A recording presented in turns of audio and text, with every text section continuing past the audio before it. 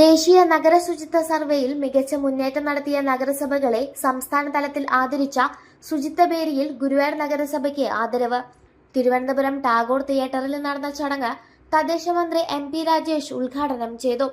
ഹരിതമിത്രം ആപ്ലിക്കേഷന്റെ പുതിയ പതിപ്പായ ഹരിതമിത്രം 2.0 ഔദ്യോഗിക ലോഞ്ചിങ്ങും തദ്ദേശ സ്ഥാപനങ്ങളുടെ ശുചിത്വ ഗ്രേഡിംഗ് ഉദ്ഘാടനവും മന്ത്രി നിർവഹിച്ചു. ആദ്യ 100 റാങ്കിൽ കേരളത്തിലെ 8 നഗരങ്ങൾ ഇടം പിടിച്ചിരുന്നു. ഇതിലൊന്ന് ഗുരുവായൂർ നഗരസഭയായിരുന്നു.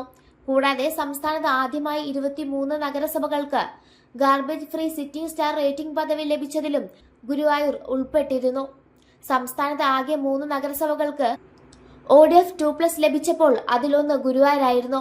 കഴിഞ്ഞ വർഷം ദേശീയ തലത്തിൽ 2047 റാങ്ക് മാത്രം നേടിയ ഗുരുവായൂർ ഇത്തവണ 82ാം റാങ്ക് നേടിയാണ് മാലിന്യ സംസ്കരണ രംഗത്ത് മുന്നിട്ട് നിൽക്കുന്നത്.